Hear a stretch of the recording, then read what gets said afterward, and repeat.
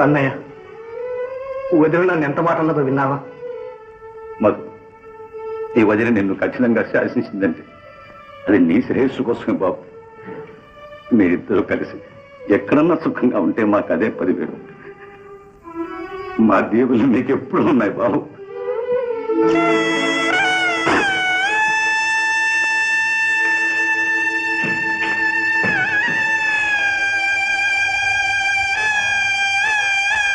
అన్నయ్య,